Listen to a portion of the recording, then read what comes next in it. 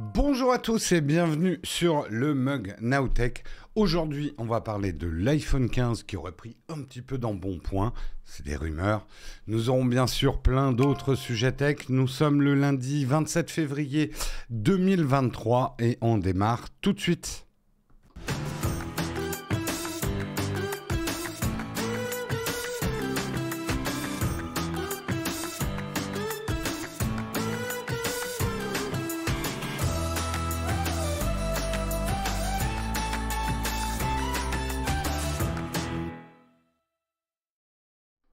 Bonjour à tous, j'espère que vous allez bien en ce lundi matin, en tout cas que vous allez mieux que moi.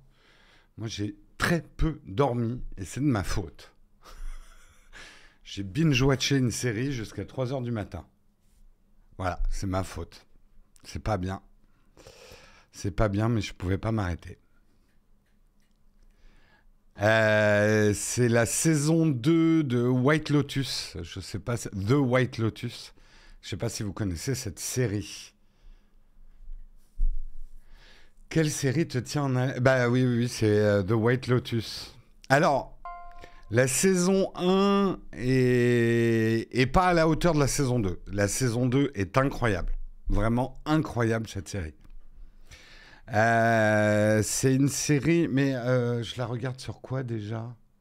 Canal+, je crois. Je crois que c'est sur Canal+.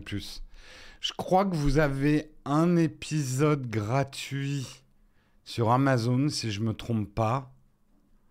Ou en tout cas, il y a un autre truc où vous avez le premier épisode gratuit, je crois.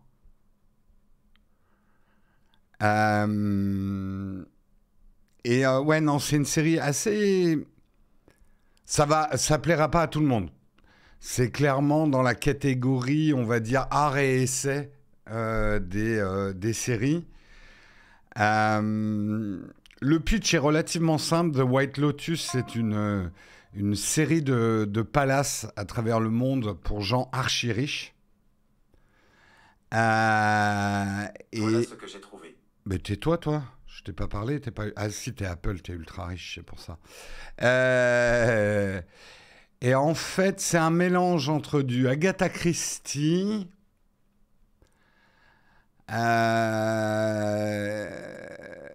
de la critique des ultra riches, beaucoup d'introspection dans des endroits où normalement on devrait être heureux, parce que tout est fait pour être heureux. Vous imaginez un palace, machin. Et je trouve ce qu'il y a de plus intéressant au fil rouge en dessous, il y a les changements moraux profonds que subit l'Occident en ce moment, que vit l'Occident en ce moment. Pas mal de crises générationnelles, assez intéressant. Et la musique est absolument incroyable. Incroyable. C'est un peu comme Triangle of Sadness, mais un peu moins dans la critique des ultra-riches. La critique des ultra-riches est un peu plus subtile. Je ne l'ai pas encore vu, un Triangle of Sadness. Mais non, vachement intéressant, hyper bien joué. Et la saison... Alors, il faut regarder la saison 1. Moi, je recommande vraiment de regarder la saison 1. D'abord parce qu'il y a un personnage de la saison 1 qui revient en saison 2. Mais un seul. La saison 1 se passe à Hawaï. La saison 2 se passe... pas en Sardaigne, en Sicile. Dans un palace en Sicile. La saison 2 est incroyable. Le générique est incroyable. Enfin, tout est incroyable. Absolument incroyable. On va peut-être passer au sujet du jour, mais je voulais juste vous expliquer pourquoi j'ai la tête dans le cul et des valises sous les yeux. C'est de ma faute. C'est de ma faute, c'est de ma faute. T'as pas réussi à finir la saison 1. Je comprends, elle est un peu dure, la saison 1. Moi, je te conseille de persister. J'avoue que la saison 1, au début, enfin, jusqu'au milieu, je me suis dit, je sais pas si j'aime. Et petit à petit, et la saison 2 est incroyable.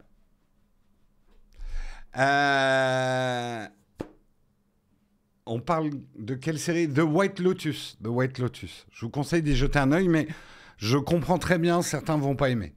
C'est une série un peu extrême, on va dire. Allez, on va regarder ensemble les sujets du jour.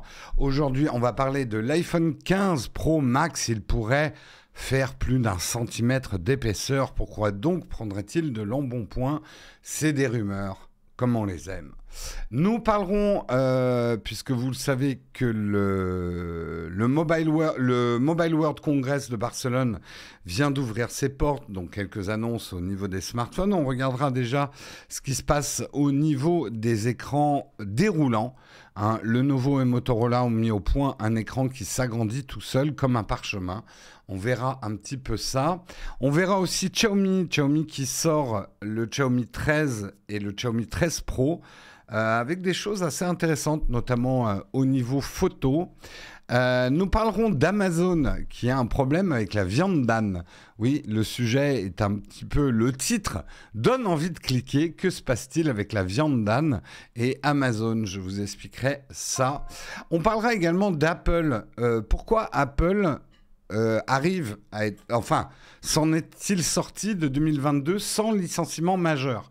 Effectivement, hein, vous savez que Google, Meta, etc., tout le monde a licencié, et plutôt beaucoup, même Amazon. Comment Apple a fait pour licencier personne? Est-ce qu'ils les ont fait disparaître dans un bain d'acide? Nous verrons ça.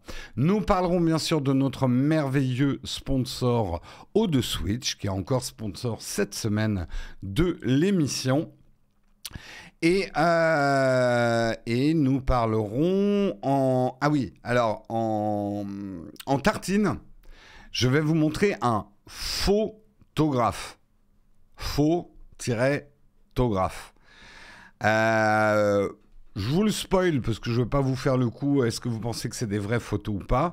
On verra une série de portraits d'un photographe qui effectivement a pas moins de 60 000 followers sur Instagram et qui vient de dévoiler effectivement que toutes ces photos étaient faites par IA. Il a utilisé surtout Midjourney. Voilà. Là, vous envoyez un portrait, je vous montrerai les autres. Voilà, on envoie un portrait et on en discutera. On dirait le nom d'un plat vegan, ouais, le photographe. Exactement. Merde. Le poteau-faux. Voilà un petit peu pour les sujets du jour. J'espère qu'ils vous vont. J'en ai pas d'autres, je vais avoir du mal à parler aujourd'hui. Et on lance tout de suite le Kawa.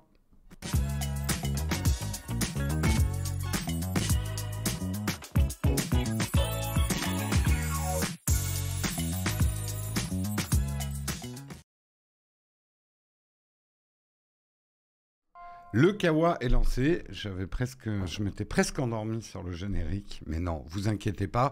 Avant de commencer, j'aimerais remercier Frouk06 pour ton 22e mois d'abonnement, Dr Rictus pour ton 6e mois d'abonnement, Najo pour ton 5e mois d'abonnement, merci John Duff 15 pour ton 25e mois d'abonnement, c'est plus de l'amour, c'est de la rage. Merci Samot 27 10 15 pour ton 25e mois d'abonnement, c'est plus de l'amour, c'est de la rage.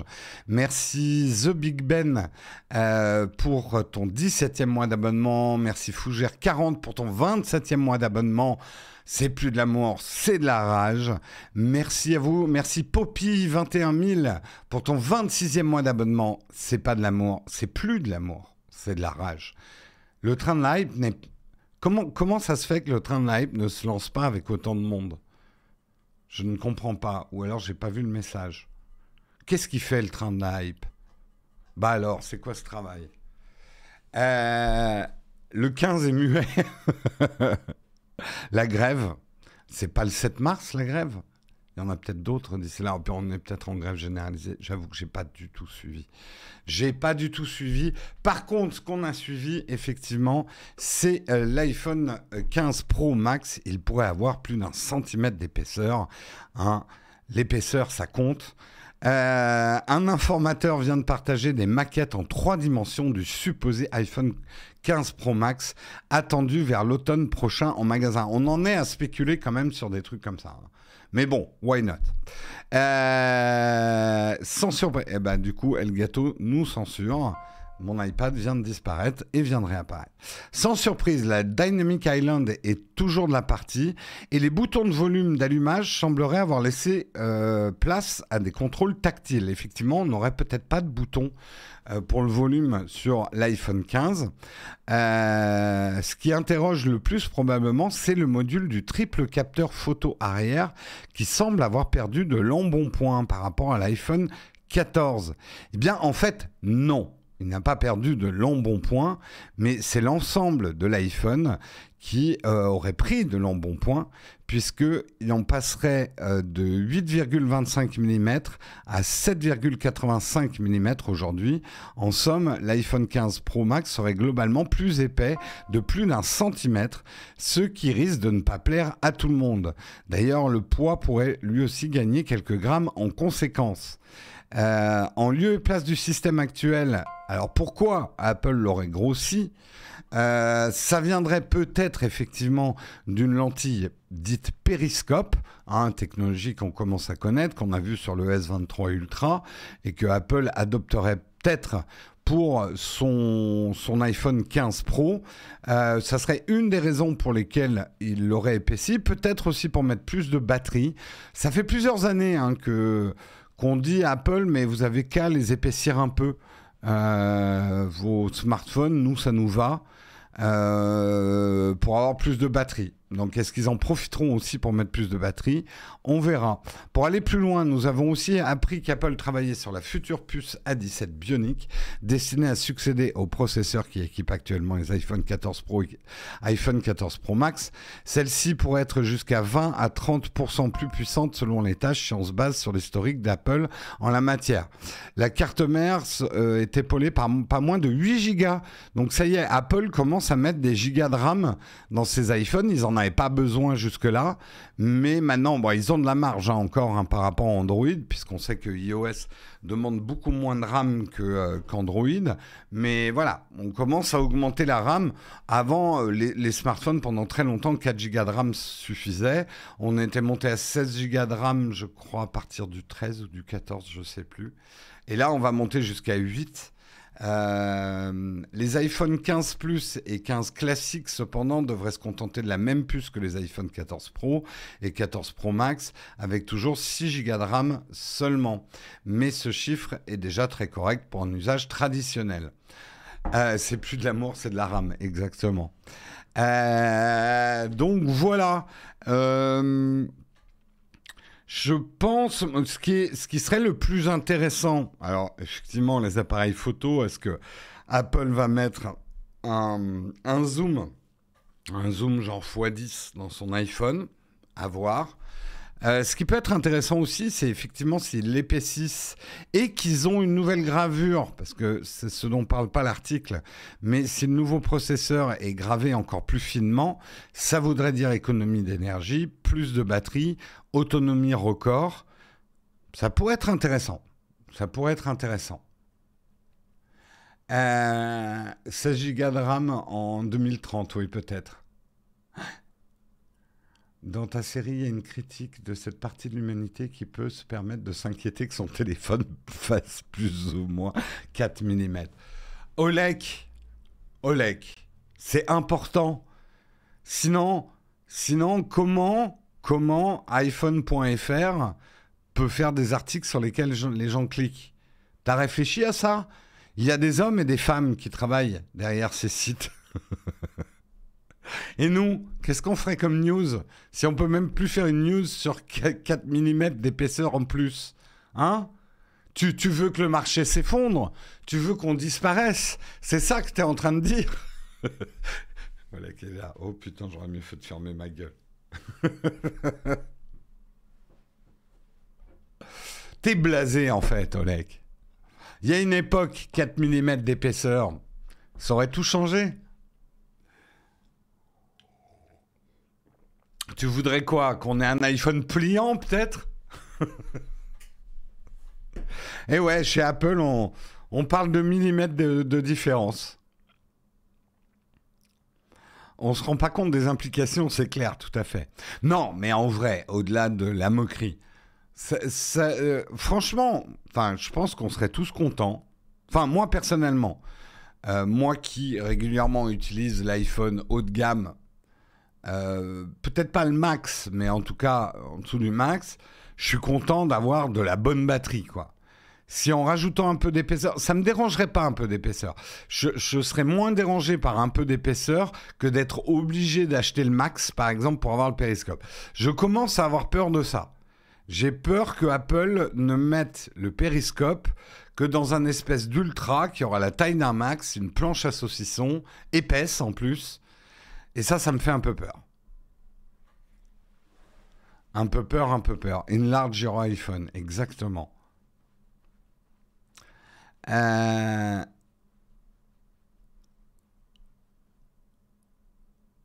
Jamais entendu quelqu'un avec un max dire cette phrase, ouais.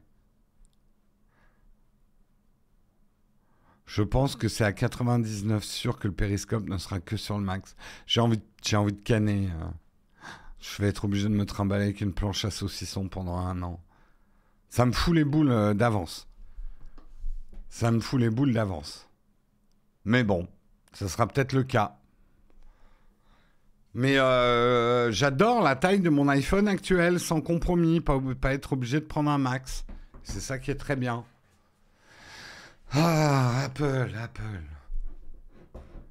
Je vais switcher si ça continue. Le faux suspense. Suffit de comparer avec un S23 Ultra ou un Pixel 7 Pro qui ont un périscope. Ils font combien d'épaisseur ? En fait, Wendigo, le truc, c'est que tout dépend comment tu intègres ton appareil photo. Et ton périscope, notamment. Il n'y a pas eu de réel embonpoint sur le S23 Ultra, de mes souvenirs. Mais ça avait déjà été épaissi au moment du S22. Parce que le périscope, ça fait déjà 1 ou 2 générations que Samsung le met, ouais.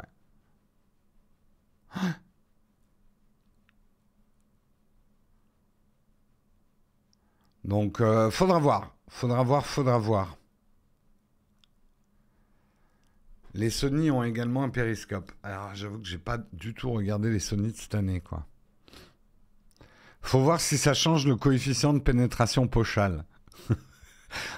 Pochale arrière. Est-ce que ça fait... Putain, c'est vrai que le max, il dépasse carrément de la poche. Hein. C'est horrible. Bref, on va pas non plus s'endormir sur cet article. Je vous propose que nous passions à l'article suivant. Vous le savez, le Mobile World Congress de Barcelone a commencé. Donc, on commence à avoir des nouveautés question smartphone. Là, c'est un article de Numérama. Non, nous, on n'y est pas au Mobile World Congress. C'est vrai que ça pourrait... Peut-être qu'on en fera un sujet cette semaine. Est-ce que c'est encore intéressant, le Mobile World Congress ? Est-ce que ça vous... de Barcelone, est-ce que ça vous intéresse ? Bon, en tout cas, nous, on le traite, mais à distance. Là, ça se passe du côté de chez Lenovo et Motorola, qui ont mis au point un écran qui s'agrandit tout seul comme un parchemin. Le géant de l'informatique Lenovo, qui est aussi propriétaire de Motorola, l'a bien compris. Pour débuter en beauté l'édition 2023 du Grand Salon du téléphone, le groupe chinois a décidé de présenter 2 prototypes d'appareils équipés d'écrans déroulants. Déjà, on aurait un PC déroulant. Alors, pour l'instant, aucun des 2 prototypes de Lenovo n'a de nom. La marque part du Lenovo Rollable PC et du Motorola Rollable Phone, ce qui n'est pas très original. On peut tout de même apprécier son honnêteté puisque Lenovo ne tente pas d'entretenir un faux espoir en faisant croire que ses produits sont sur le point d'être commercialisés. Donc, ce que vous allez voir, c'est des prototypes. Hein. Ça va pas être vendu dans l'état. Le Rollable PC ressemble à un ordinateur portable ThinkPad avec un écran d'une diagonale de 12,7 pouces au ratio presque normal. Il n'y a pas de bordure inférieure puisque l'écran rentre sous le clavier. Grâce à un interrupteur sur le côté, l'écran semble s'étendre vers le haut. Une dizaine de moteurs sous le clavier tirent la dalle OLED du PC vers le haut pour révéler une grande diagonale de 15,3 pouces au format vertical, ce qui est inédit sur un PC portable. On ne peut pas le replier sous cette forme. Alors regardez, là, vous le voyez, vous avez le portable normal et on le déplie. Et vous avez ça. Voilà, ça fait ce bruit-là, hein, d'ailleurs.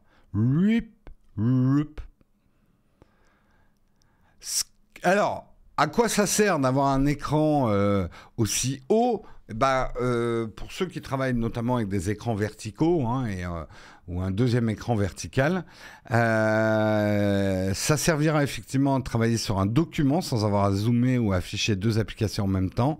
La force de cette technologie est qu'elle n'oblige pas l'utilisateur à faire des concessions puisque l'ordinateur replié a un gabarit classique pour un ordinateur portable.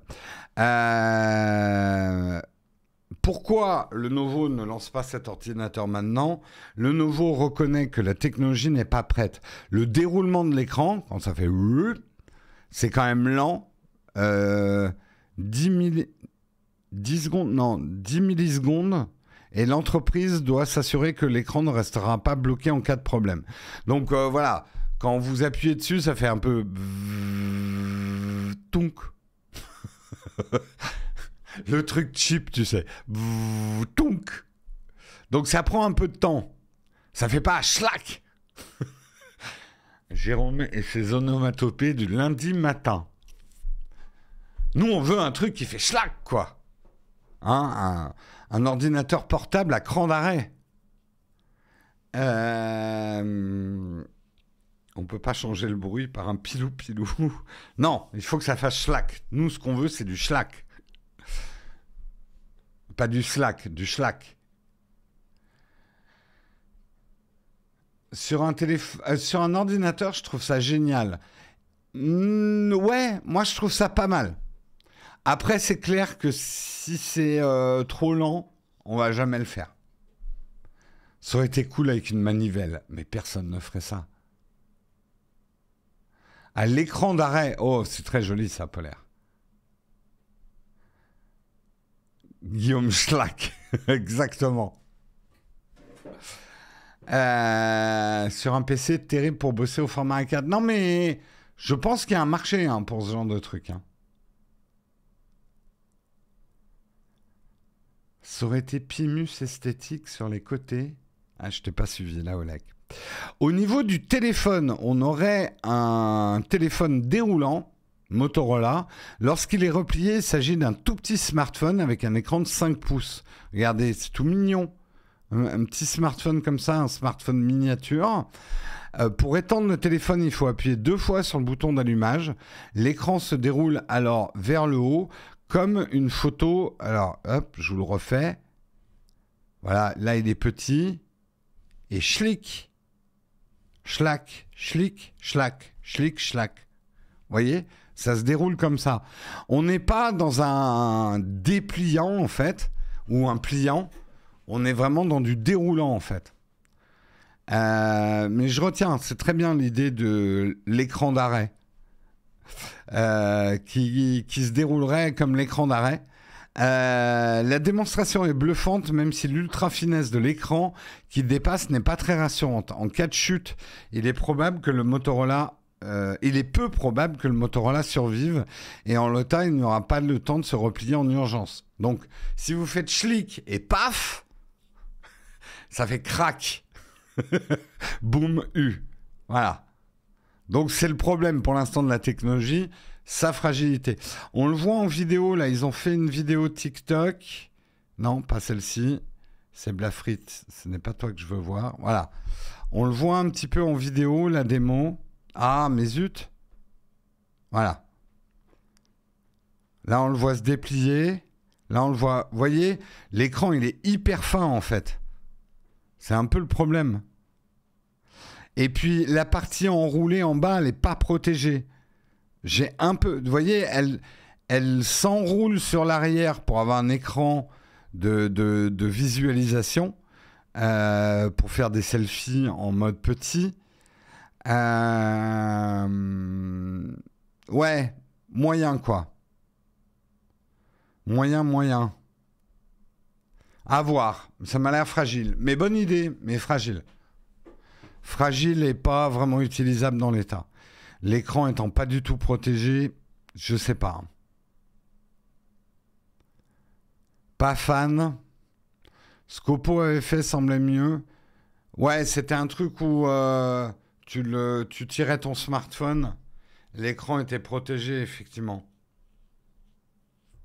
Mais là, l'avantage de leur techno, c'est de pouvoir l'utiliser dans sa forme petite aussi. Ah bah de toute façon, il n'y aurait plus de coque hein, sur ce genre de smartphone. Hein.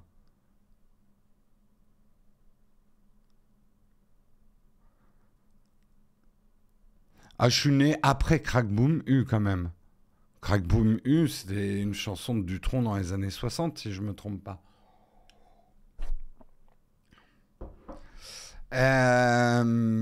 Salut Fanchon, autant un smartphone qui devient tablette carrément, mais là la forme petite je vois pas. Bah écoute, moi pour avoir voyagé avec un Flip 3, en fait la forme petite carrée est super pratique Fanchon. Moi aussi j'étais un peu sceptique et en fait c'est pas désagréable d'avoir un petit objet carré que tu peux, alors moi dans le cas du Fold je le dépliais. Alors je vais être honnête, au quotidien, absolument pas vital. Mon Fold 3, je l'utilise comme smartphone de dépannage, mais c'est pas devenu mon smartphone quotidien uniquement pour cette petite forme. Par contre, quand j'étais en vacances, j'ai trouvé ça super pratique, cette petite forme carrée, parce qu'en fait, je le gardais. Est-ce que je l'ai ici? Je vais vous montrer.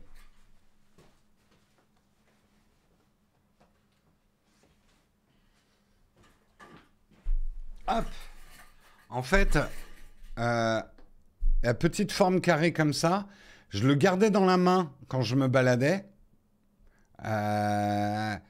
Et je pouvais donc faire des photos sans l'ouvrir aussi. Ça, c'était cool. Ou en me mettant un peu côté... J'aimais bien prendre des photos comme ça, en regardant comme ça, un peu comme une chambre photo. Faire des photos comme ça. Et vraiment, je me baladais toute la journée sans même le mettre dans la poche, quoi. Je le gardais dans la main. Je trouvais ça cool.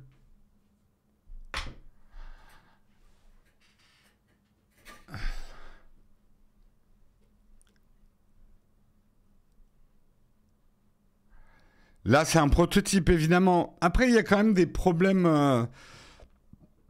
Il y a des problèmes de design qui vont être compliqués. En fait, sur l'ensemble de ces pliants, de ces déroulants et tout, comment à la fois protéger l'écran. Enfin, il y a vraiment des écoles. La protection de l'écran ou l'écran qui devient l'extérieur de ton smartphone, un peu compliqué.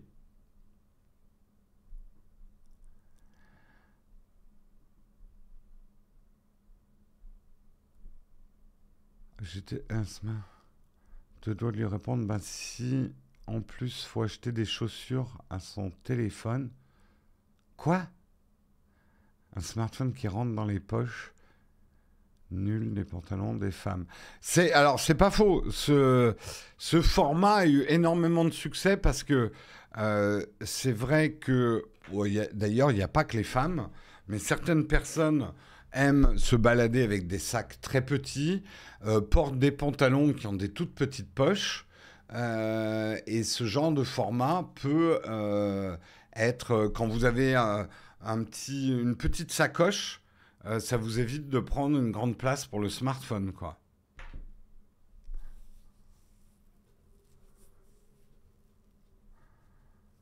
Ça sert à rien les tablettes, il suffit de rapprocher de l'écran de son téléphone pour le faire grandir. Aïe, aïe, aïe.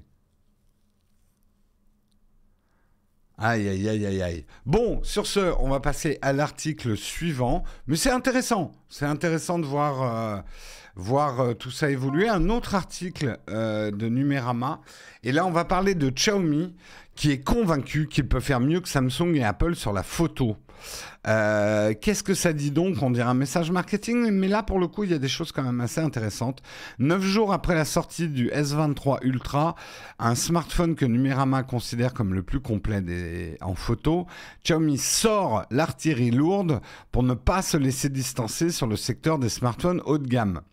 Au Mobile World Congress de Barcelone, ils viennent de dévoiler le Xiaomi 13 et le Xiaomi 13 Pro, deux smartphones haut de gamme commercialisés respectivement à 900 et à 1300 euros.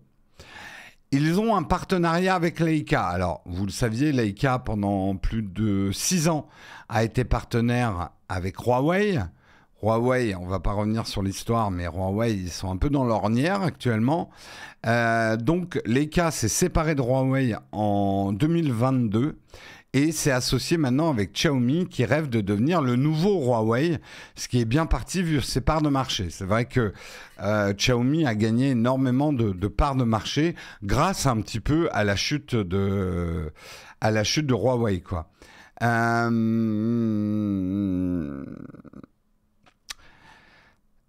Xiaomi fait enfin de son alliance avec la norme avec la gamme Xiaomi 13. Les 2 nouveaux smartphones haut de gamme arborent le logo de Leica, puisque l'allemand a supervisé le développement de leur module caméra. Alors pour être exact, parce que vous savez que ces partenariats entre des fabricants historiques de caméras et des fabricants de smartphones, c'est bien souvent bullshit 2000. Et on va le dire, on dénonce, hein. C'est souvent pipo bingo. Une marque de smartphone s'associe à un grand nom réputé de l'industrie classique pour faire croire que les enceintes sont Dolby, que l'appareil photo il est Leica ou des Zeiss ou ce genre de choses. Et c'est souvent pipo. Donc là, on va être exact. Qu'est-ce que Leica a fait chez Xiaomi ? Bah, pas rien non plus, et un peu plus que d'habitude, puisque ce qu'on appelle le sandwich optique, hein, la composition de la lentille, puisqu'une lentille de smartphone, c'est plusieurs lentilles, hein, des lentilles concaves et convexes qui forment le groupe optique, en fait, a été quand même conçu par les ingénieurs de chez Leica, pas le capteur, par contre, et ils ont aidé après au réglage. Leica a aidé Xiaomi à équilibrer la justesse des algorithmes, un point sur lequel les constructeurs chinois sont régulièrement critiqués. Vous le savez, alors on nous critique sur cette critique, mais souvent, les acheteurs de smartphones, j'aime pas dire les smartphones chinois, ça fait tellement raciste, mais bon, on va le dire quand même. Mais les acheteurs de smartphones chinois nous disent « Ouais, arrêtez d'encenser Samsung. Moi, mon Xiaomi, mon OnePlus, etc. a les mêmes compétences photo, voire mieux. » Et nous, ce qu'on vous dit à chaque fois, c'est que peut-être, appareil photo par appareil photo, les performances sont meilleures individuellement, mais le problème, c'est que les photos entre elles ne se ressemblent pas. Quand vous prenez des photos avec ces appareils-là, quand vous êtes à l'ultra grand angle, vous n'avez pas les mêmes couleurs qu'au zoom x10 ou ce genre de choses. Et c'est un truc, c'est dur à faire. Il ne faut pas croire, mais c'est dur à faire de régler des capteurs de tailles différentes avec des optiques différentes pour qu'on ait l'impression que ça vienne du même appareil photo. Et a priori, c'est ce que Leica aurait aidé Xiaomi à faire sur ce 13 Pro. L'utilisateur peut notamment choisir entre les modes Leica authentique et Leica vibrant pour faire varier la fidélité des couleurs, tandis que l'interface a été revue pour être plus conforme à celle des appareils photo de la marque. Il y a sûrement du marketing là-dedans, ne soyons pas naïfs, mais le précédent Huawei est la preuve que Leica s'est tiré vers le haut en constructeur de smartphones. Donc, intéressant. Ce qui est intéressant avec les Xiaomi 13 et 13 Pro est qu'ils ne chassent pas Samsung sur la polyvalence, mais sur la qualité. En fait, ils n'ont pas multiplié les modules caméra au dos des smartphones, comme d'autres marques chinoises, ou même eux dans le passé. Xiaomi a fait le choix de se concentrer sur des triples modules caméra calibrés pour offrir une meilleure qualité visuelle. Le Xiaomi 13 Pro a droit à un capteur d'une taille de 1 pouce, ce qui est relativement inédit sur le marché des smartphones. Ça a déjà été fait avant par Nokia et d'autres marques, hein, des capteurs de 1 pouce, mais c'est relativement rare. Un capteur d'1 pouce, c'est 4 fois plus grand que le capteur du S23, si je ne me trompe pas. Donc ça fait vraiment un très très grand capteur. Sa taille XXL lui permettra de capter plus de lumière, mais aussi d'améliorer le piqué de l'image. Ces 2 autres capteurs offrent aussi une définition de 50 mégapixels avec un ultra grand angle, équivalent 14 mm, et un zoom optique x3. Donc, point de x10, point de zoom x10. Là, ils ont vraiment misé sur la qualité du capteur. Ce qui est un pari compliqué, parce qu'à part les gens qui s'y connaissent, La plupart des gens vont préférer prendre un zoom x10. T'auras beau leur dire qu'un zoom x10, la qualité, elle n'est pas ouf. Elle n'est pas... Nous, on l'a vu sur le S23 Ultra. C'est un des meilleurs zooms x10 qu'on ait jamais vu sur un smartphone. Mais globalement, ça ne fait pas des photos de ouf. C'est le meilleur de ce qu'on a vu en zoom x10. Mais bien évidemment, c'est le moins bon en termes de qualité optique pure. C'est le moins bon des objectifs du S23 Ultra. Oui, les Samsung sont en dessous des 1 pouce, oui. Bien en dessous d'ailleurs. En fait, comment vous expliquer ça simplement sans vous donner mal à la tête dès le matin? En fait, pour faire un zoom x10, on vous explique beaucoup qu'il faut un périscope, parce qu'il faut une grande distance entre la formule optique, l'ensemble des verres, et le capteur. Une des manières de miniaturiser cette distance qu'il y a entre le capteur... Attendez, je me mets comme ça pour que mon schéma soit clair. Donc, pour faire un zoom x10, il faut qu'il y ait une bonne distance entre le groupe optique et le capteur. Mais une manière que cette distance... Le problème, c'est que dans un smartphone avec un capteur d'1 pouce, si on voulait faire un zoom x10, il faudrait cet écart-là, physique, entre le groupe optique et le capteur, ce qui est trop grand pour un smartphone. Donc, une des ruses pour faire un zoom x10, c'est de mettre un capteur beaucoup plus petit. Voilà. Et là, tu vas avoir un zoom x10, donc une focale longue, avec une distance plus petite. Je ne suis pas en train de parler de la taille de ma... Voilà. Hein, je suis en train de parler de la taille du zoom.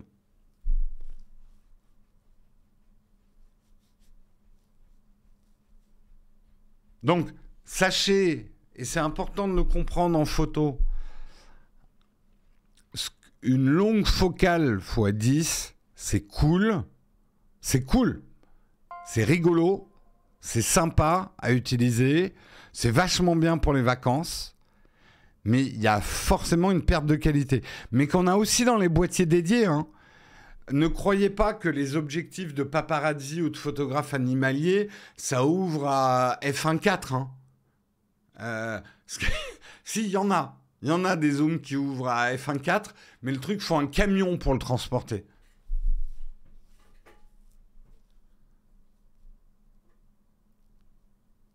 Un smartphone à objectif interchangeable, ça marcherait jamais, en tout cas pour le grand public.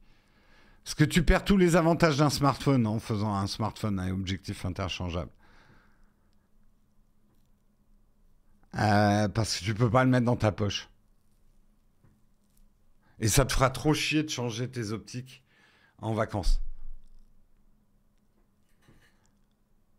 Ouais, un 700 mm à f1.4, comment tu fais ta mise en... Enfin bon, il y a tout un tas de problèmes en fait. T'as un 120-300 mm à f2.8, oui, c'est un tank. Oui, c'est un truc... faut un assistant en fait, pour le porter.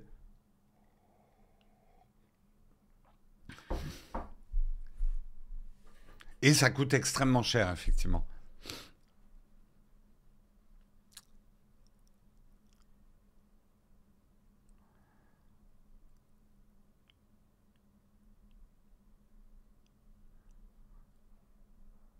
Ça devient un télescope. Non, pas exactement, parce que, tu vois, 200-300 mm, ça va loin, mais c'est pas un télescope quand même, hein.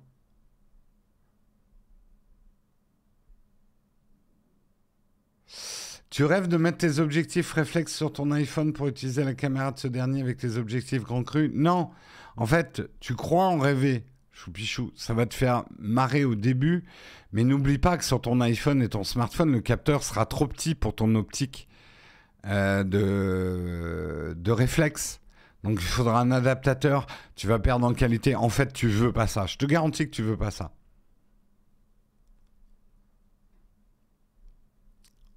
Non, le meilleur combo aujourd'hui, et non, je te suivrai pas VLR photo, c'est pas une question de vrai appareil photo ou de faux appareil photo. Un smartphone est un appareil photo avec ses limitations et ses avantages. Il tient dans la poche, c'est un avantage absolument énorme, il est ultra compact et c'est facile de partager ses images.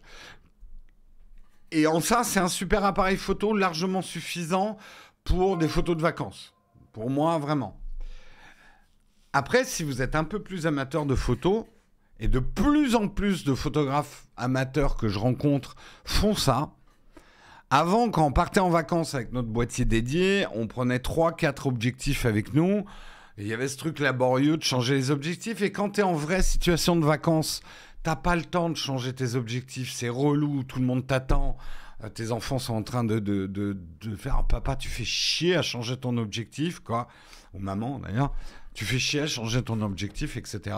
Ils sont pas polis, hein, les enfants. Donc, le combo qu'utilisent de plus en plus des amateurs de photos, c'est qu'ils prennent en vacances un boîtier dédié avec une focale fixe. Moi, par exemple, c'est mon 85 mm que je monte sur ma focale fixe. Je ne change pas d'objectif pendant la journée. J'utilise ce 85 mm pour faire du 85 mm, donc du téléobjectif, du portrait, des choses comme ça. Et dès que j'ai envie de faire du grand angle, dès que j'ai envie de faire de l'ultra grand angle ou du grand angle, j'ai mon smartphone. Et les photos de paysage, maintenant, je les fais plus qu'au smartphone. Les photos de détail, boîtier dédié, et c'est génial comme ça. Franchement, essayez ça en vacances, vous allez voir, c'est vraiment génial.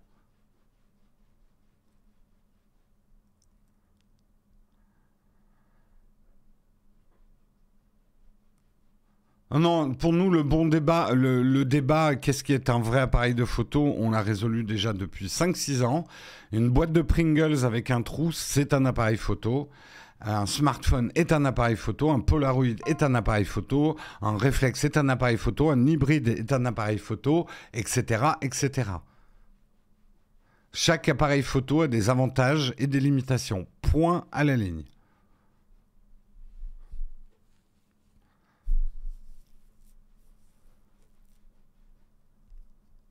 Bah en fait, tu vois, moi, petit Jean, justement, avant en vacances, quand j'avais que mon boîtier dédié, je prenais un zoom, un 24-70.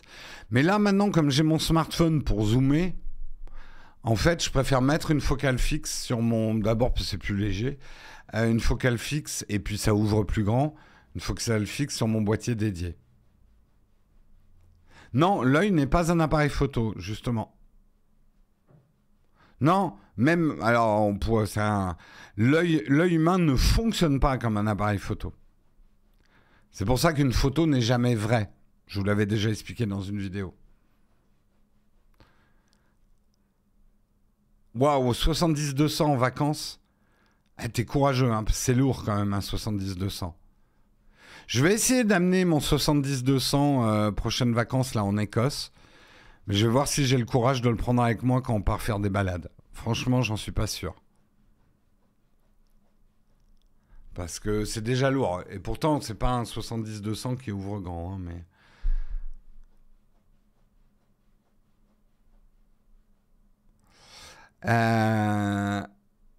C'est la photo qui est vraie ou la vision? Toute photo est fausse, d'un certain point de vue, John Muller. La photo n'est pas une information oculaire réaliste et exacte. La photo n'est pas scientifique, dans ce sens-là. Il y a de la photo scientifique. Bon, c'est un débat, on en reparlera, plein d'autres occasions. Si jamais je vois une photo de toi avec ton 70-200 en wagon, je vais pas te rater, Papy Zoom, tu m'étonnes. Tu m'étonnes.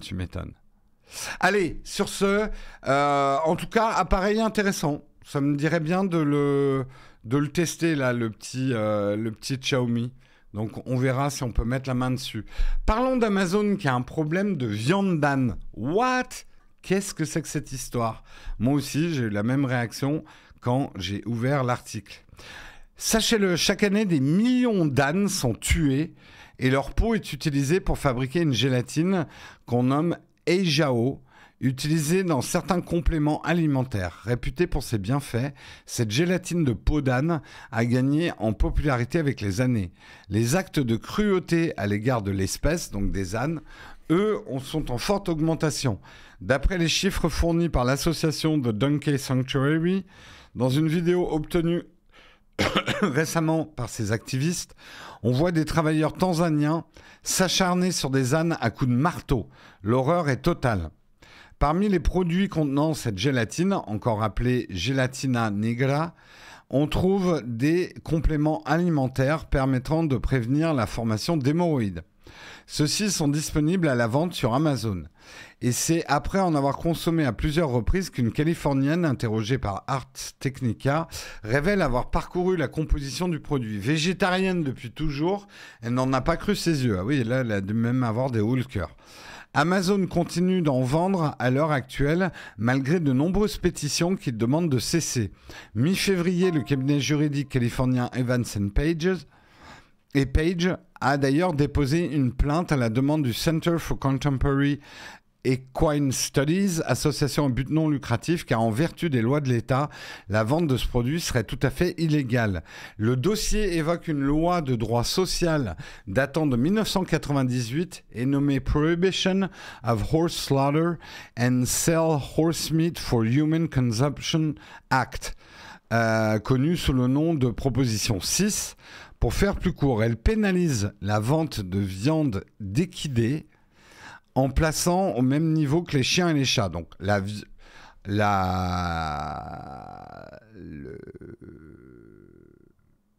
le truc interdit la vente de viande de cheval ainsi que la vente de viande de chien ou de chat. Le problème, comme quoi la sémantique c'est important, le problème, le terme utilisé dans le texte horse meat signifie littéralement viande de cheval. Tandis que certains affirment que les ânes ne sont pas concernés. D'autres soutiennent que le mot horse meat fait bel et bien référence à tous les équidés, ce qui inclut donc bien les ânes, les zèbres, les mulets, bref, tous les équidés. Oui, en France, on mange encore de l'âne. On mange encore du cheval. Je ne crois pas qu'il y ait une interdiction de la viande de cheval. Mais il n'y en a plus beaucoup, hein, des boucheries chevalines. Du saucisson d'âne, on en trouve quand même beaucoup plus facilement. Ouais. Jamais compris l'interdiction des chiens et des chats alors qu'on accepte la viande de chevaux, âne, poule. En fait, Wendigo, ce qu'il faut comprendre, c'est que chaque civilisation a des rapports avec les animaux différents. Autrefois, on avait un rapport avec les chiens et les chats qui était, je vous avais déjà parlé là de ce jeu du Moyen-Âge qui consistait à battre à mort des chats sur la place publique pendant les marchés, et les gens trouvaient ça très rigolo parce qu'on estimait que la vie d'un chat n'était pas plus importante que la vie d'une poule ou d'un cochon. Donc les souffrances animales de ce qu'on mange ou de ce qui n'est pas important, tu sais, regarde, c'est le rapport qu'on a aux insectes. Pour nous, la vie d'un insecte se compte peu, en fait. Donc, en fait, tout vient de là. Nous, on est choqués pour les chats et les chiens parce que les chats et les chiens, on a un rapport affectif. Mais regarde, nous, on mange du lapin en France, du lièvre. Aux États-Unis, c'est hors de question. Ils mangent jamais de lapin. Pour eux, les lapins, c'est des petits trucs mignons, blancs qu'on offre aux enfants. Ils mangent pas de lapin. Donc, ça peut paraître hypocrite, mais en fait, on a tous des rapports civilisationnels différents avec les animaux.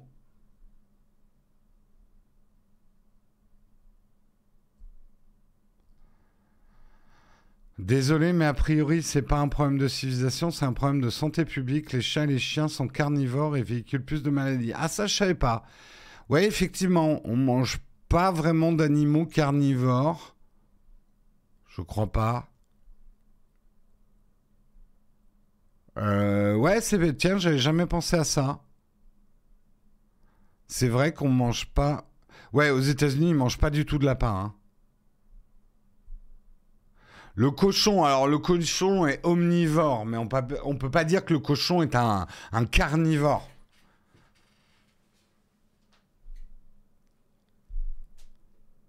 La poule est carnivore, elle est omnivore.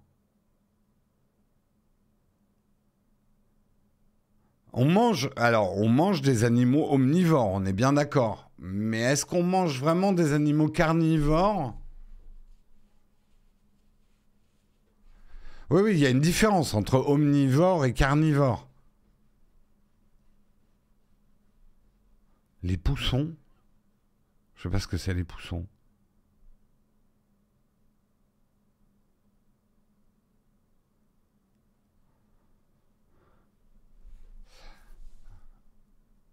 Un jour, un vegan m'a dit que c'était pas grave de manger des insectes parce que, je cite, ils n'ont pas le même système nerveux que les mammifères. Mais tu sais, Fabrice, on peut même aller plus loin. D'abord, je crois que normalement, vegan ne mange pas les insectes. Mais après, t'as peut-être d'autres écoles de véganisme. Mais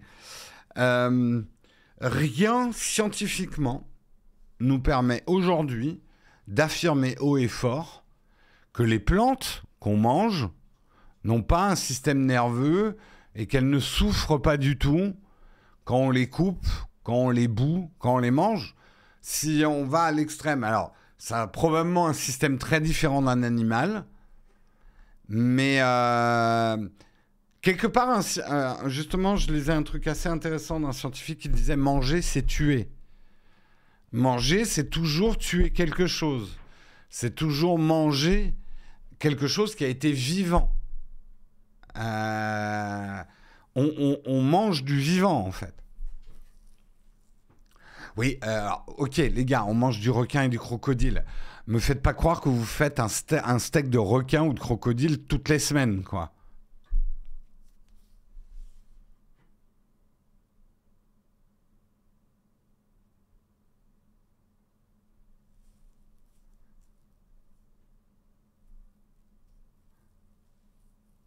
Je suis géologue, je mange des cailloux. Ok, telle exception. Soyez responsable, mangez mort. Mange au KFC, tu verras qu'il y a rien ils ont tué rien de vivant avant, ouais. Mais en vrai, oui, on mange tous du vivant.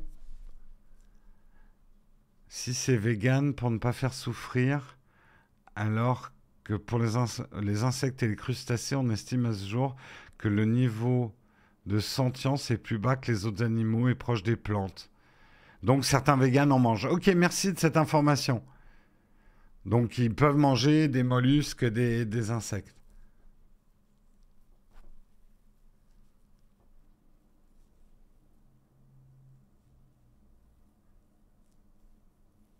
Bon, c'était pas du tout le débat qu'on devait avoir. Continuons sur l'article, mais je vois que c'est chaud. Bref, vous voyez, il y a un problème de sémantique sur le mot horse meat.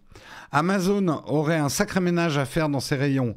Il existe en effet plus d'un millier de références, incluant les termes eajo, donkey hide, désignation anglophone de la peau d'âne, ou encore ass hide. C'est marrant quand même, parce qu'un âne, on dit un ass. Ça s'appelle aussi un as en anglais. Pour un truc qui fait de la crème d'hémorroïdes, désolé. Parmi elles, une quinzaine de produits comestibles contenant de la gélatine de peau d'âne, certains vendus via des entreprises externes, d'autres employés directement par Amazon depuis ses entrepôts. Déjà en 2018, des associations avaient réussi à empêcher Amazon de continuer à vendre du foie gras en Californie, ce genre de commerce violant les lois de l'État. Non, on va pas se lancer sur le débat du foie gras, des violences faites aux animaux pour le foie gras. On l'a chaque année vers la période de Noël. On l'aura l'année prochaine, on se le garde. Voilà. Mais il faut savoir effectivement que vous ne pouvez pas acheter de foie gras sur Amazon. Je crois pas, j'ai jamais essayé, hein, remarque.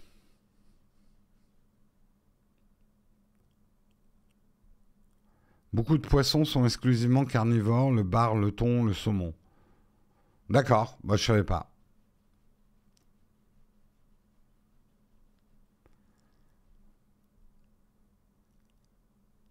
Un petit lien d'affiliation pour du foie gras. Non, on va peut-être pas faire ça.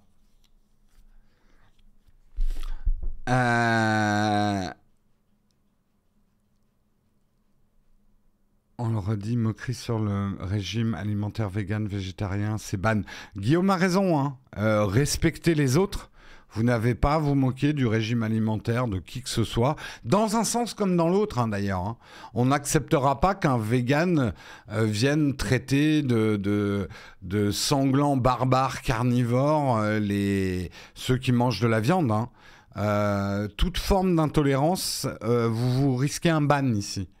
Faut que vous le sachiez, que vous en soyez conscient. Donc, faites attention à ce que vous dites dans le chat. C'est important. Il faut respecter les opinions, les régimes de chacun, les différences d'opinion. Donc, et ça, c'est important. On n'acceptera pas non plus qu'un vegan insulte des gens qui mangent de la viande.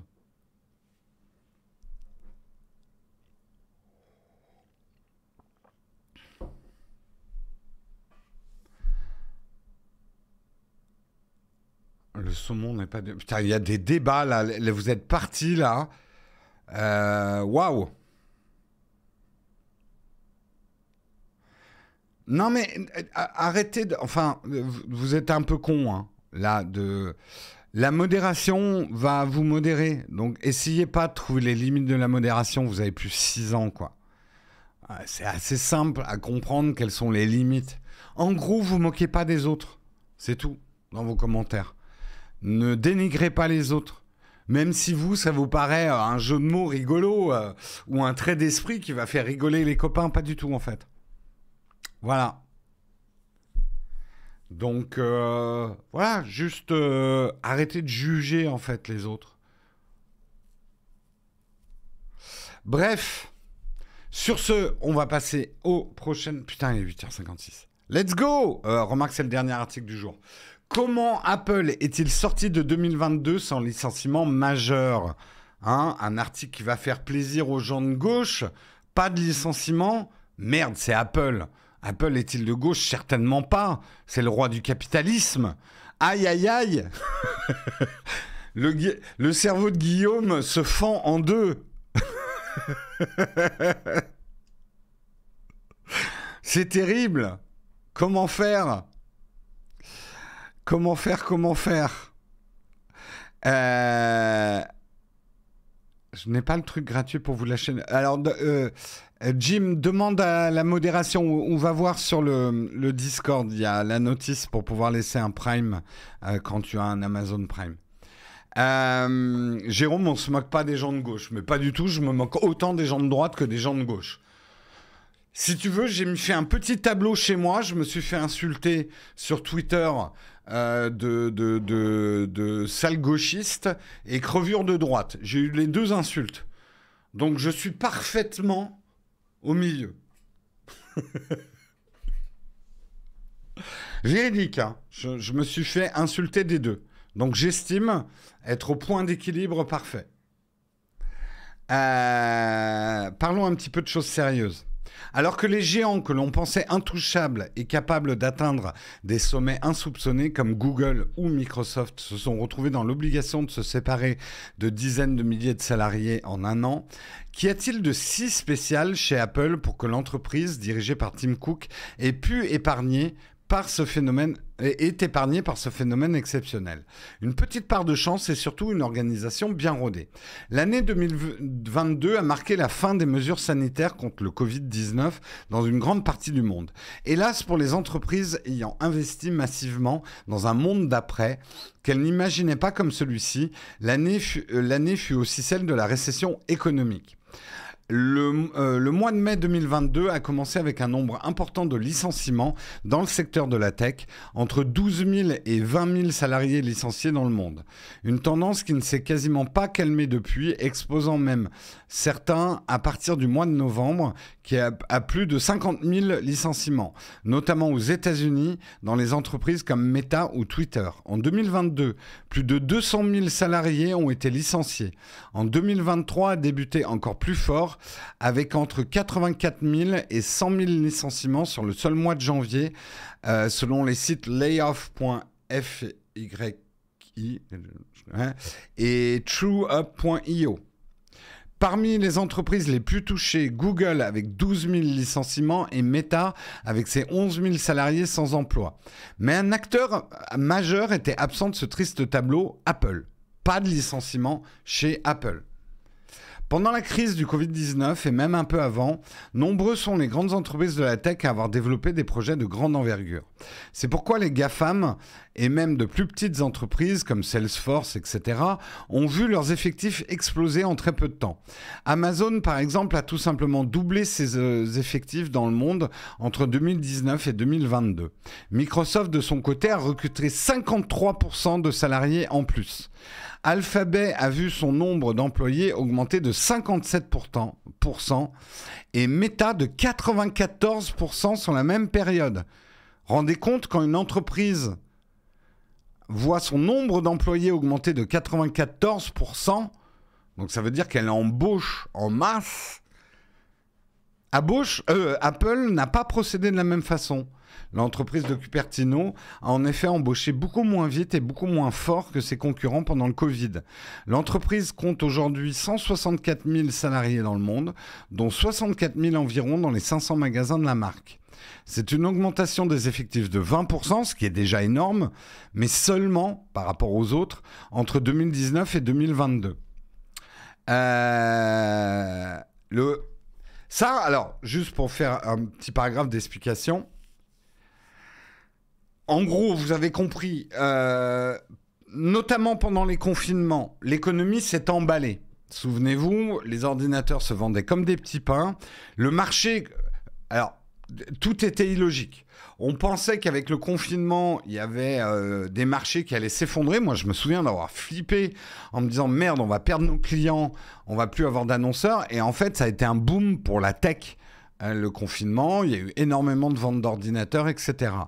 Donc, les entreprises, Google, Meta, etc., ont embauché dans des quantités énormes entre 2019 et 2022. On parlait beaucoup à cette période-là du monde d'après. Qu'allait être le monde après Covid ? Et beaucoup d'analyses disaient on va connaître une période de prospérité amorcée justement avec l'ascension de nouveaux marchés. Tout le monde s'est mis au e-commerce. Les gens vont avoir l'habitude maintenant d'acheter sur Internet. Donc, période plutôt faste. Personne n'avait prévu l'attaque de la Russie sur l'Ukraine, un Covid qui s'est arrêté en dents de scie, l'explosion du prix de l'énergie, enfin tout ça est lié, et tous les problèmes qu'on vit en ce moment. Donc, il y a eu de la surembauche. Ils avaient trop embauché, la récession leur tombe sur le coin du nez. Est-ce qu'ils ont eu tort de trop embaucher ? On peut dire aujourd'hui, oui, ils ont eu tort de trop embaucher, mais uniquement parce qu'on est en récession. Mais s'il y avait eu une réussite, si l'économie n'était pas en récession actuellement, on aurait dit qu'ils ont eu bien raison d'embaucher pour profiter de l'expansion de l'économie. Donc, vous savez, l'histoire est toujours écrite par les vainqueurs. Et c'est le cas aussi en entreprise. Là, on peut dire « Ah là là, ils ont été nuls ! Ils n'ont pas vu venir le coup venir, ils ont trop embauché, maintenant ils sont obligés de licencier, bouh, les mauvais. » Apple, eux, non. En fait, c'est juste d'abord que ce n'est pas les mêmes marchés. Et c'est justement le deuxième point d'analyse auquel on arrive. C'est que le business model d'Apple est très différent. Apple n'a pas un business model sur la publicité. Apple vend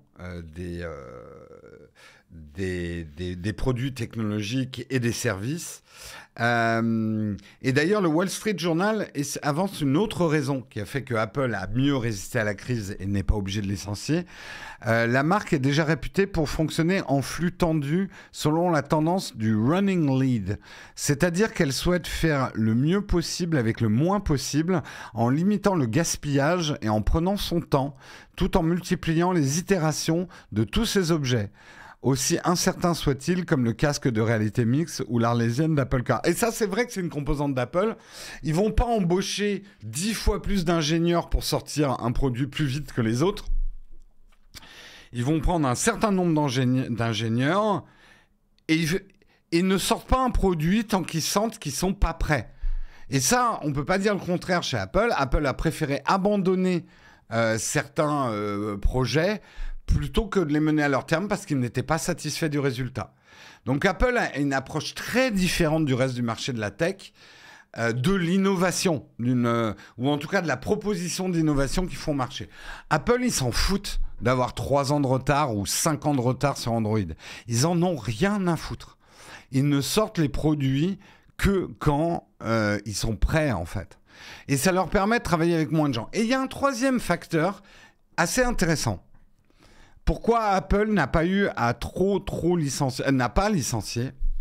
Apple limite fortement les avantages auprès de ses employés. Là où des Google et tout ça vont avoir encore cette mentalité très start-up, où les restos sont gratuits, la bouffe est gratuite, il y a plein de trucs gratuits quand tu bosses chez Google, ce qui fait que le coût par employé est très élevé pour l'entreprise. Honnêtement, les employés chez Google, ils n'ont pas grand-chose à payer. Ils n'ont jamais de bouffe à payer. Enfin, ils sont hyper bien entretenus, quoi. Chez Apple, c'est très limité. Ils limitent les avantages auprès des employés. Cela ne semble pas excessif dit comme ça. Mais par exemple, la cantine du campus de Cupertino n'est pas gratuite. Apple économise des sommes importantes. Enfin, ce qui est intéressant de souligner, c'est que la marque dispose dans ses locaux de sa propre clinique médicale réservée aux employés depuis 2018. Là, vous dites en quoi une clinique peut permettre de ne pas virer des gens? Eh bien, une clinique, c'est vachement intéressant pour Apple. L'entreprise met en place un cercle qu'elle veut vertueux. Les employés n'ont plus à se faire ausculter chez un médecin à l'autre bout de la ville pendant les heures de travail. Les maladies sont prévenues en amont et les absences se font donc plus rares ou plus courtes. Le géant économise donc un temps humain considérable.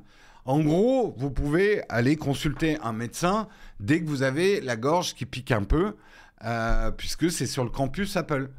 Ce qui limite effectivement l'absentéisme, ce qui augmente la rentabilité des ressources humaines que vous avez. Je sais que nous, en France, de dire « Oh, mais attendez, la séparation de la médecine et du travail, c'est hyper important. C'est quoi ce doux mélange? C'est très patriarcal, très patron autrefois. » Et je suis assez d'accord. Il y a moi, ça chiffonne mon moi de gauche d'entendre qu'il y a un hôpital Apple ou une clinique Apple sur le campus Apple. Ça fait un peu les vieilles industries qui payaient le docteur pour leurs ouvriers pour qu'ils travaillent plus, quoi. Disons que c'est une collusion entre la médecine et le travail. Nous, Français, ça pique un peu d'entendre ça. Ouais, parce qu'effectivement, les médecins d'Apple mettent jamais d'arrêt de travail. Ouais. Après, n'oubliez pas que les Américains n'ont pas le même rapport que nous à l'arrêt de travail. Hein? Nous, c'est un acquis social. Si j'ai pas un minimum d'arrêt de travail par an, je n'ai pas rempli ma fonction de travail. J'exagère, mais je me moque un peu. C'est gentil. En même temps, je suis très content de notre système santé. Je suis pas en train de le critiquer. Voilà. En fait, aux États-Unis, il y a l'assurance maladie, mais c'est ton entreprise qui te la paye. Et c'est un facteur hyper important, d'ailleurs.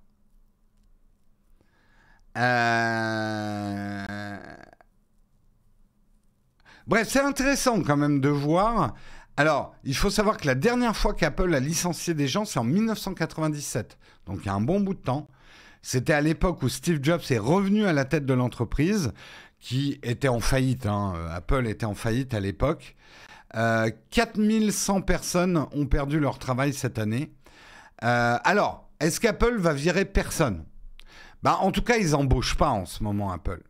C'est presque une manière de virer des gens de ne pas embaucher. C'est-à-dire, tu renouvelles pas les gens qui partent à la retraite. C'est une méthode classique, en fait, pour virer sans virer, en fait, les gens. Donc, mais bon, Apple, de fait, résiste mieux à la crise que les autres entreprises tech.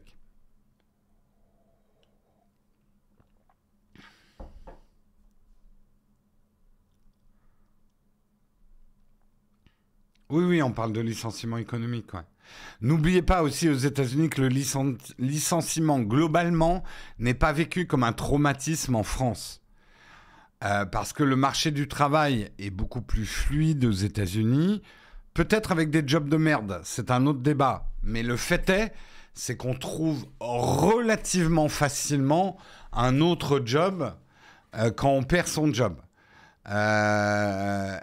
Par contre, oui, il y a des jobs de merde aux États-Unis. Enfin, ils ont des jobs beaucoup plus précaires, mais en même temps, ils ont un marché du travail qui est beaucoup plus fluide. Donc, c'est leur système à eux qui fait que, effectivement, les États-Unis sont très proches, ou voire, je crois qu'ils sont en plein emploi, avec la réserve par rapport à ça, qui sont en plein emploi, avec une partie de leurs emplois qui sont des emplois de merde. Voilà.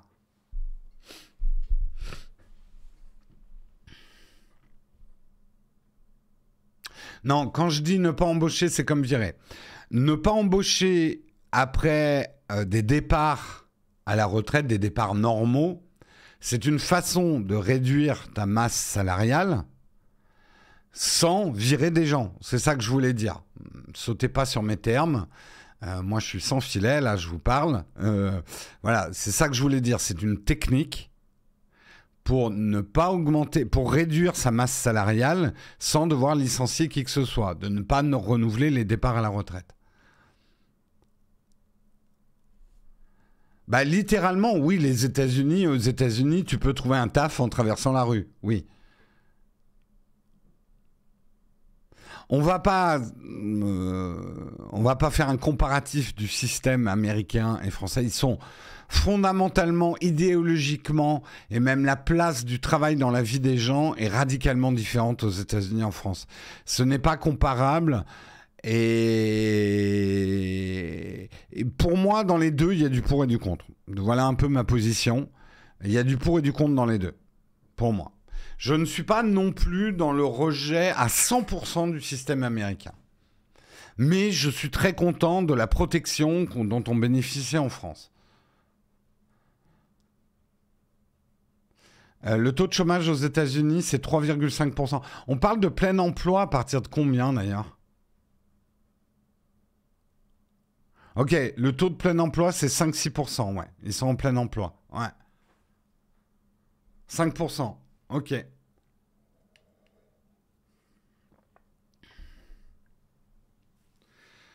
Mais bon, voilà. De toute façon, on le voit bien, comparer les systèmes économiques, c'est un peu stupide. C'est un peu stupide. Moi, alors, allons-y sur l'opinion publique, l'opinion rapide là-dessus. Je pense qu'il serait bien qu'on fluidifie un petit peu le marché du travail en France, tout en encadrant bien ça, qu'il n'y ait pas des abus des sales patrons. Enfin, les patrons qui sont sales, parce qu'ils ne sont pas tous des sales patrons, les patrons. Ça, c'est ma conviction profonde aussi. Donc, on encadre, mais ça serait bien quand même qu'on fluidifie un peu le marché du travail. Le fait est, c'est qu'on a trop vite, à mon avis, mis une étiquette travail précaire sur certains jobs. Et c'est dommage. Et c'est dommage. Mais je ne suis pas ultra-libéral dans le sens où je ne suis pas non plus pour qu'on ouvre le marché du travail à des shit jobs, des trucs mal payés, mal encadrés, absolument pas sécurisés, à la limite de l'esclavagisme. Non, je ne suis pas du tout pour ce marché-là du travail.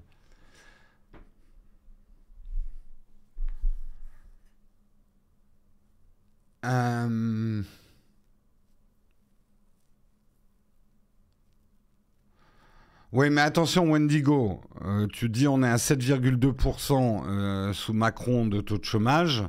Beaucoup te diront qu'il y a un mensonge dans les chiffres parce qu'on a changé notre manière de compter le chômage. Donc, comme d'habitude, c'est comme les manifestations. Entre le nombre des manifestants par la police et des manifestants, on ne sait jamais avec les taux de chômage. Moi, depuis que je suis né, j'entends que les taux de chômage sont trafiqués d'un gouvernement à l'autre. Donc, voilà.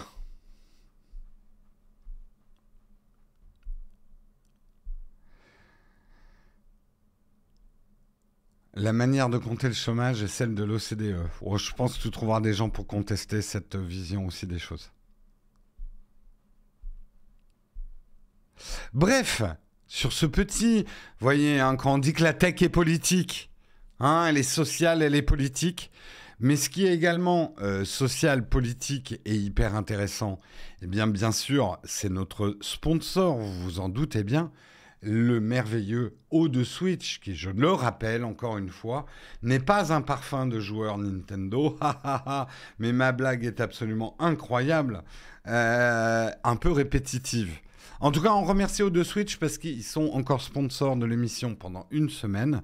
Et qu'est-ce que c'est Eau de Switch? C'est juste l'un des meilleurs hébergements web sur le marché, avec une sécurité et une fiabilité remarquables. Et cerise sur le gâteau, Eau de Switch est français. Les data centers sont en France. Eau de Switch offre un service de qualité pour ceux d'entre vous qui veulent créer et héberger leur site web. Eau de Switch propose un support client exceptionnel, 24 heures sur 24, 7 jours sur 7, avec des conseillers prêts à répondre aux questions et aux problèmes techniques que vous pourriez rencontrer. Mais peut-être que vous ne rencontrerez pas de problèmes techniques, puisque vous aurez un contrôle total sur votre hébergement grâce à une interface technique performante et intuitive. Eau de Switch, c'est une offre unique, c'est tout compris, c'est illimité. Plus besoin de choisir entre les coûts, la puissance des CPU, la mémoire et le nombre de sites. Tout est clair et simple. C'est une offre unique, comme vous pouvez le voir ici. Eau de Switch vous permet d'héberger un ou plusieurs sites en toute sécurité avec des espaces 100% isolés. Alors n'attendez plus, Eau de Switch est pour vous. Utilisez notre code promo N15 et bénéficiez d'une réduction de moins 15%. Oui, j'ai bien dit, moins 15% sur le prix que vous voyez affiché ici. Je vous laisse faire le calcul. Moins 15% sur la première année. C'est valable pour une toute nouvelle souscription à l'offre unique hors renouvellement. Et en plus, c'est satisfait ou remboursé. Nous, en tout cas, on remercie Eau de Switch d'être sponsor de l'émission. On va passer tout de suite à la tartine.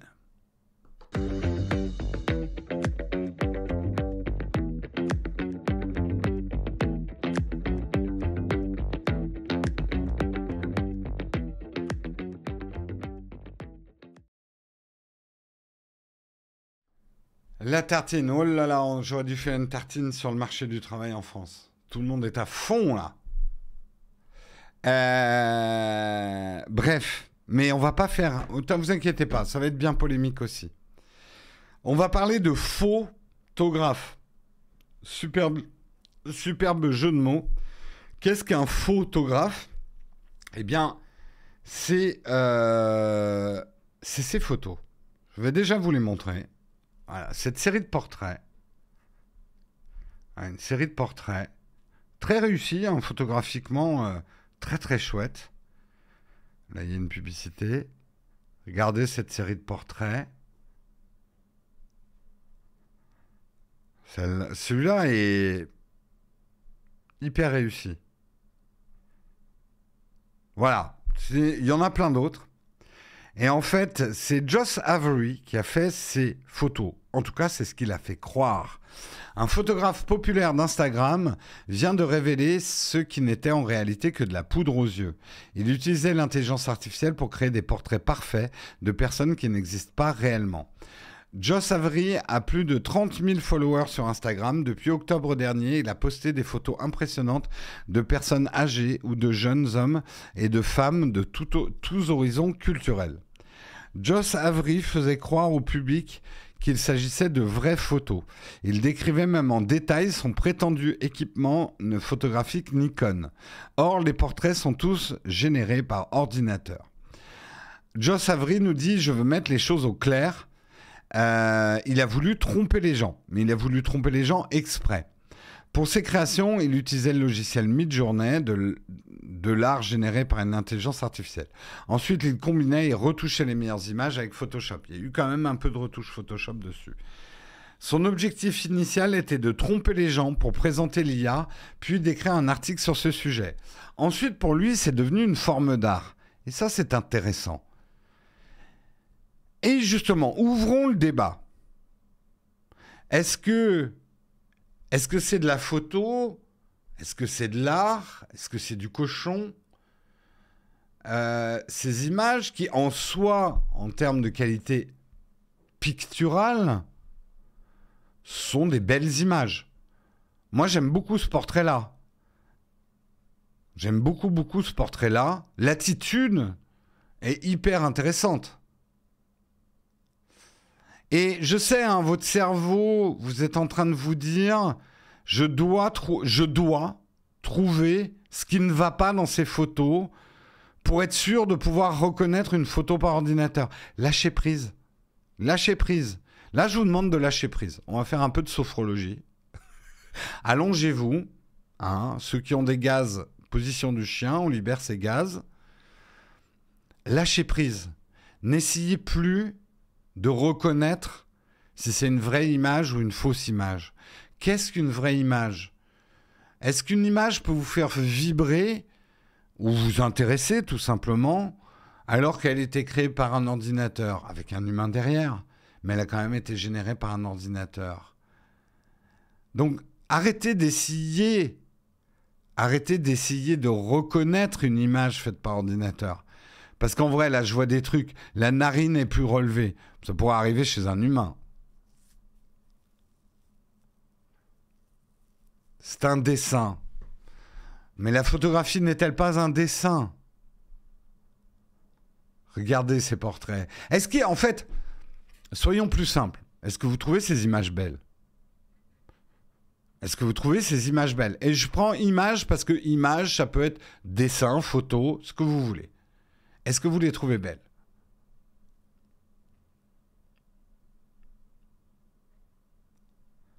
Est-ce que c'est pas le plus important ?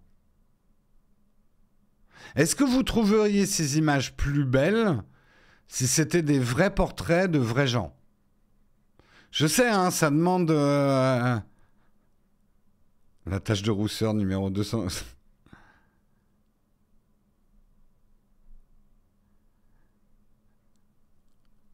Est-ce que vous les trouvez moins belles maintenant que vous savez que c'est des images générées par ordinateur ?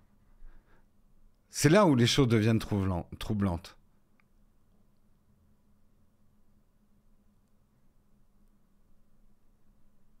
Mais est-ce qu'une image est faite pour traduire ce qui a existé ? Parce que là, faisons un parallèle avec la peinture, le dessin, d'autres formes d'art. On n'a jamais demandé à d'autres formes d'art de traduire ce qui s'est passé, mais de nous raconter une histoire. Je veux dire, les gens qui disent « mais ces humains n'ont pas existé, donc l'image ne peut pas avoir d'émotion », il y a des tonnes de portraits peints qui sont faits de gens qui n'ont pas existé. Et on n'est pas... Là, c'est parce qu'il y en a toujours, et pourtant, hein, ça fait un bout de temps que la photographie a inventé, mais on a toujours un rapport avec la photographie, que la photographie doit être plus réelle, doit représenter le réel. Elle n'a jamais représenté le réel, la photo. La photo n'est jamais la réalité. Jamais, jamais la réalité. C'est ce que je vous disais, l'œil humain ne fonctionne absolument pas comme un appareil photo. Ne serait-ce que parce que l'œil humain ne cadre pas. Un appareil humain voit beaucoup plus de couleurs qu'un appareil photo. Un œil humain ne voit que 7% net. Tout le reste est flou autour. Donc en fait, est-ce qu'on n'a pas... En fait, il y a plusieurs débats. En fait, il y a deux choses. Dans notre morale judéo-catho, on juge la qualité de l'art par son effort. Si quelque chose n'a pas pris du temps, ça a été fait trop facilement, on va avoir tendance à dire c'est pas vraiment de l'art. Je scotche une banane sur le mur, ça t'a pris 5 secondes, ce n'est pas de l'art. Or, on le sait, notamment l'art moderne, on ne peut pas exprimer l'art dans la quantité de travail et de temps qu'il a fallu pour produire l'œuvre. L'art est avant tout une intention. Donc, produire une œuvre sur un ordinateur avec des prompts, c'est du domaine de l'intention artistique. En fait, l'art naît à partir du moment où on lui projette une intention. Et c'est intéressant dans ce que dit le photographe. Au début, il avait fait ça pour dénoncer, pour écrire un article. On ne sait pas si vous voulez dénoncer. Pour écrire un article sur le fait que ces images générées par ordinateur devenaient de plus en plus troublantes. Et à fur et à mesure qu'il a généré ces ordinateurs, il a éprouvé une satisfaction artistique à générer ces images. Et c'est devenu un peu son dada.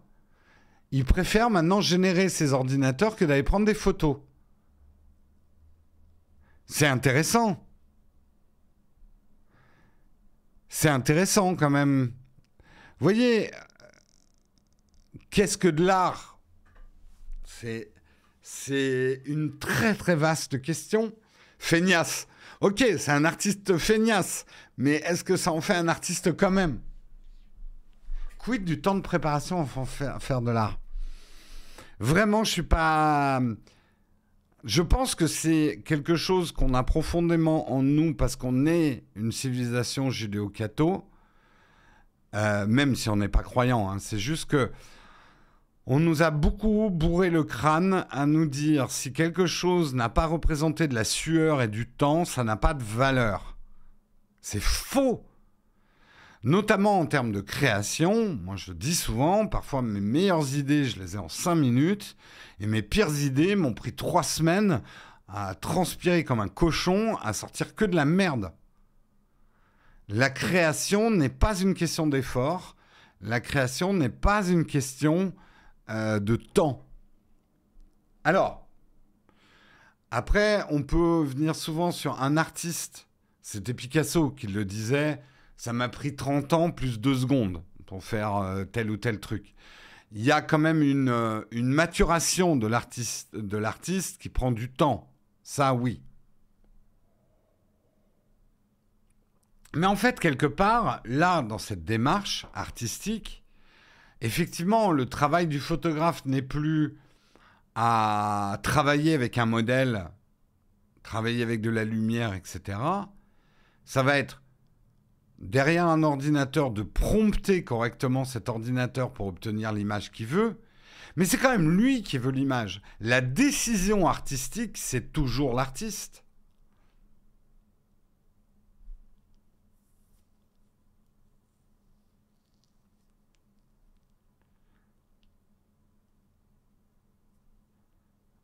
Quand on transpire comme un cochon, ça fait de l'art. Exactement. Très bon jeu de mots. Mais non, mais je trouve que c'est juste hyper intéressant, les débats qu'on est en train d'avoir. Je sais que ça vous saoule l'intelligence artificielle, mais ce qui est pas saoulant avec l'intelligence artificielle, enfin, ce qu'on appelle intelligence artificielle, pour être exact, parce qu'il y a beaucoup de débats là-dessus, mais elles remettent en cause et elles touchent quelque chose de profondément humain en nous. Mais c'est bien. C'est tout ce qui nous fait justement réfléchir sur quelle est notre condition d'être humain. Qu'est-ce qui fait de nous des humains ? C'est super intéressant. Et vous savez, ces images, vous dites qu'elles sont trop sharp pour être vraies. Je peux vous trouver plein d'artistes, et les photographes qui s'y connaissent là dans le chat vous le diront. Il y a plein d'artistes qui savent travailler, plein d'artistes photographes qui font des photos qui ont déjà ce côté un peu surnaturel, qui par la retouche aussi vont donner ce côté un petit peu plastique à leurs photos. Donc, moi j'ai déjà vu des, entre guillemets, vrais portraits qui ont ce rendu, hein.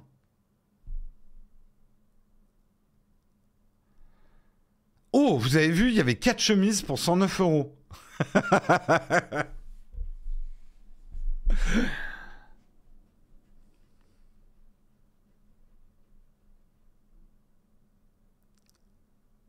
La retouche n'existait pas avant les IA ? Oui, non, tu dis ça avec ironie. La retouche est aussi vieille que la photo. Hein. Les cils déconnent.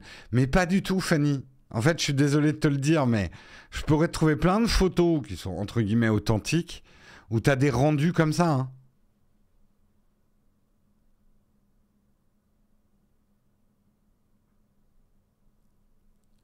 Ouais, c'est un débat intéressant. Miko, photographie, ça veut dire sculpter, modeler la lumière. Là, ce n'est pas une photographie parce que tu n'as pas modelé la lumière. Mais je trouve qu'il y a débat quand même. Mais comme il y a toujours eu dans l'art, hein. Tu sais, il a fallu quand même un certain temps aussi pour qu'on reconnaisse la photographie comme une forme d'art.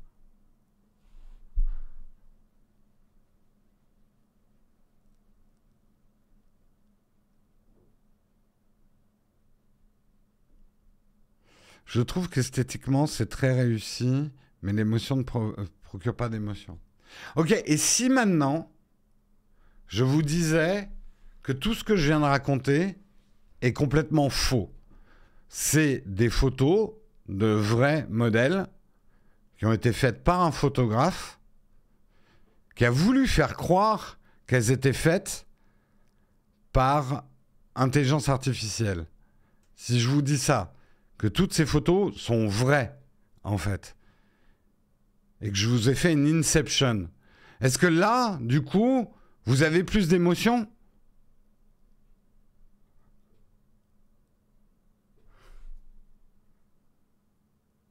Est-ce que vous avez plus d'émotion ? Ouais, il est 9h31. Ah, le mindfuck !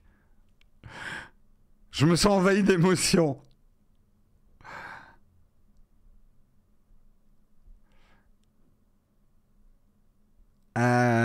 C'est donc ça le métavers ?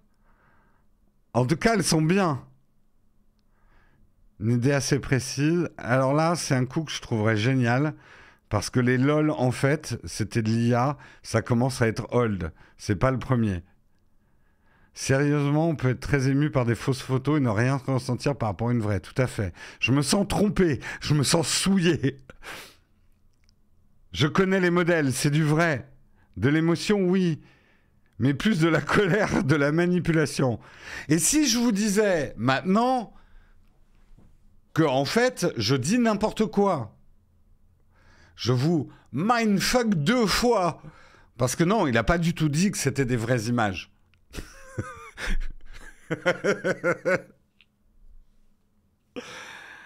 Je vous ai pas du tout... J'en sais rien. J'en sais rien. Mais j'avoue que ça serait un coup de génie. Ça serait un coup de génie. Un mec qui dit, ok, c'est des images faites par IA. Et après, il dit, bah en fait, non. Bah en fait, si. Mais en fait, non. Je sais plus qui croire. Je suis perdu.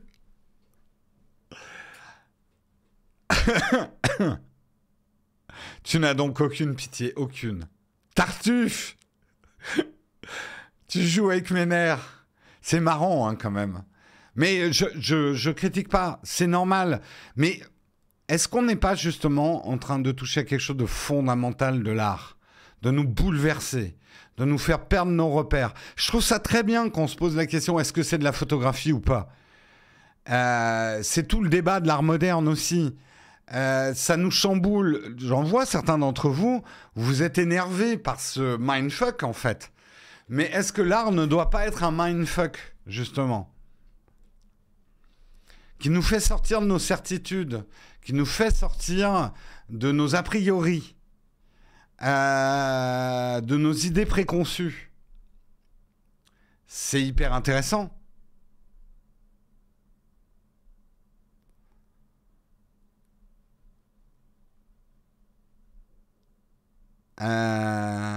Populaire, il avoue qu'il retouchait ses portraits sous Photoshop. Oui, en fait, le débat, il a déjà eu lieu. Tu sais, moi, j'ai connu le passage de la photo de l'argentique au numérique, et je vous garantis, et on pourrait retrouver des articles, il y avait tout, et à un moment, il y avait quand même beaucoup de photographes, merde, j'ai perdu la caméra, il y avait beaucoup de photographes qui disaient la photo numérique n'est pas de la vraie photo. Ce n'est pas de la vraie photo. Voilà. C'est des débats vieux comme le monde.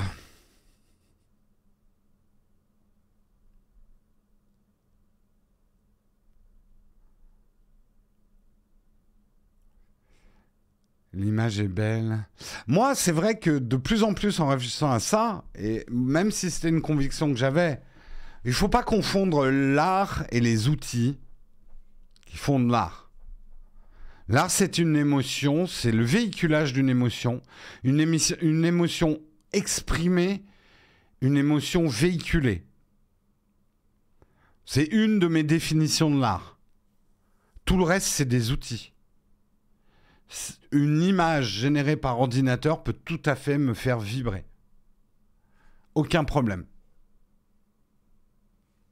Mais on confond beaucoup trop art, les outils qui permettent de faire de l'art, l'effort et le travail.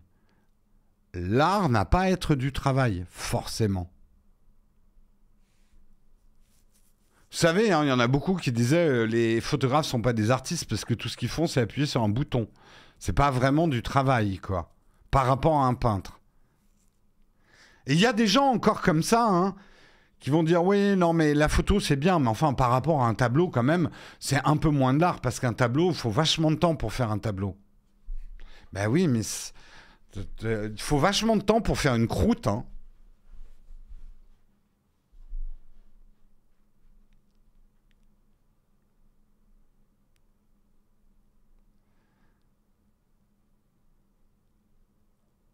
C'est un peu comme définir la limite entre l'artisanat et l'art.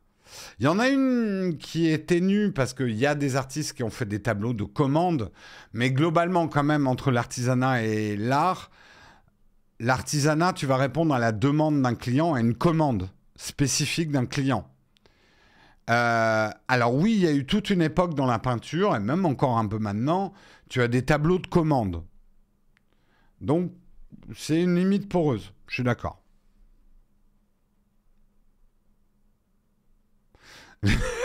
Oleg Impec, la limite entre l'art et l'artisanat, c'est le taux de taxation URSSAF, exactement. Exactement. Mais tu sais, Tini, tu le dis comme une blague, tu passes beaucoup de temps aux toilettes pour réaliser tes sculptures. Tu sais que t'es pas le premier, hein. Il y a des artistes, un artiste italien a mis ses excréments dans des petites boîtes qu'il a vendues. Je crois que c'était dans les années 50. Et elles continuent à se vendre à prix d'or, ces petites boîtes. Donc, tu vois, t'es pas le premier à avoir l'idée, hein. C'est le fameux bidet, ce genre de choses. Il y a des artistes, justement, qui ont donné des coups de pied dans le concept qu'est-ce que l'art. Mais, quelque part, s'interroger même sur qu'est-ce que l'art est une démarche artistique.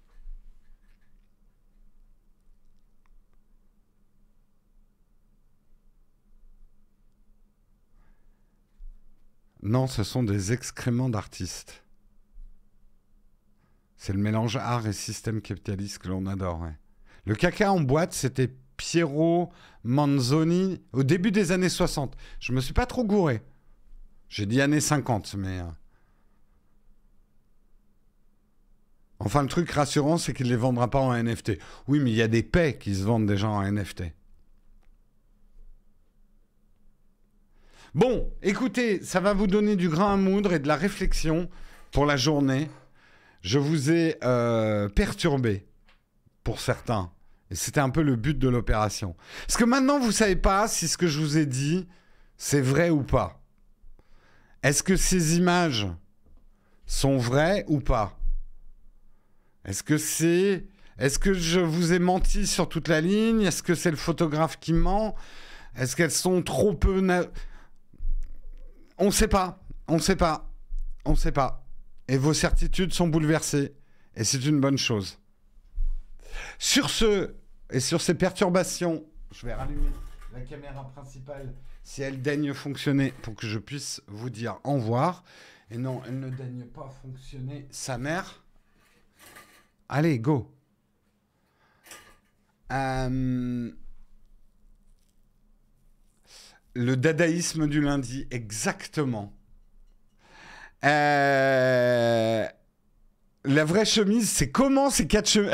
La vraie question, c'est comment 4 chemises à 109 €, mais comment est-ce possible? Tout à fait. Tout à fait, tout à fait. Sur ce, je vous souhaite une excellente journée. On va bien évidemment faire un raid, un petit raid. Tiens, bah, un petit raid chez Shadow PC. Ça fait longtemps que je les ai pas vus, Shadow PC France. Let's go, un petit raid chez Shadow PC France. Vous leur faites des bisous de ma part. Vous retrouverez Marion demain, moi mercredi, Guillaume jeudi et moi vendredi. Sur ce, je vous souhaite une excellente journée à tous. Il devrait y avoir une nouvelle vidéo aujourd'hui sur la chaîne aussi, hein, donc important. Allez, ciao tout le monde.